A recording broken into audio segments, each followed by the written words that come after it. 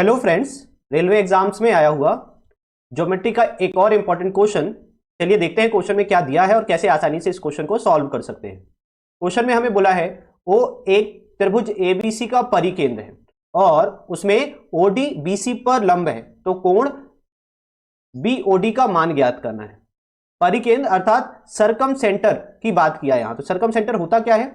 सरकम centre एक ऐसा point होता है ट्राइंगल का जिसको अगर हम केंद्र मानकर एक सर्कल ड्रॉ करें तो वो ऐसा सर्कल बनाएगा जो त्रिभुज के तीनों कोणों से होकर जाएगा।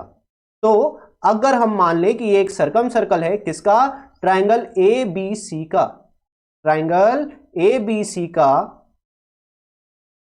सरकम सर्कल है ये और उसका केंद्र क्या है? ओ। अगर इस बिंदु को हम केंद्र मानकर सर्कल ड्रॉ कर रहे हैं तो ये सर्कल त्रिभुज के तीनों कोणों से होकर जा रहा है, इसलिए इस पॉइंट को या इस सेंटर को हम सरकम सेंटर कहते हैं। अब इस सरकम सेंटर में हमें बोला है कि ट्राइंगल ए बी सी में ओडी, एक रेखा है ओडी जो क्या है? परपेंडिकुलर है, अर्थात लंब है किस पर? बीसी पर, इस तरह से कुछ। और हमें यहां पर एक एंगल कौन सा? बीओडी, मतलब बी ओ और ये डी, मतलब ये वाला एंगल हमें पूछा है कितने डिग्री का होगा ए के रिस्पेक्ट में। ए से कंपेयर करके बताना है कि उसका आधा होगा, उसका डबल होगा।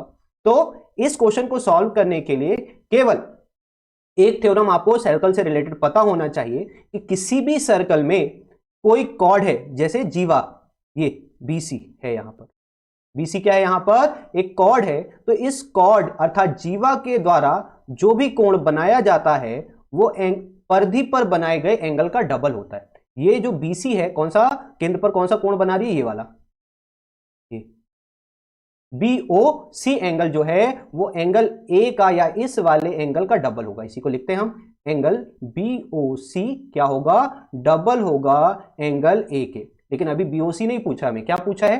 बीओडी का मान पूछा था।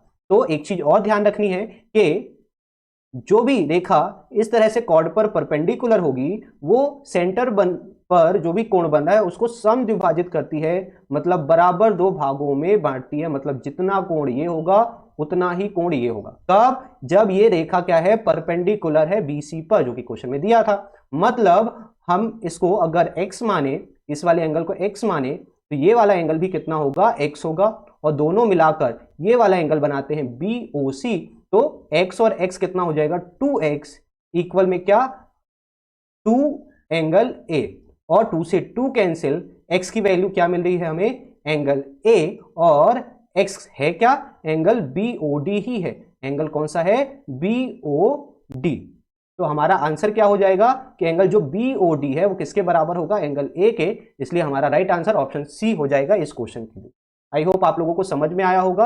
अगर समझ में आया है तो वीडियो को लाइक करें, चैनल को सब्सक्राइब करें और इस वीडियो को अधिक से अधिक शेयर करें। Thank you.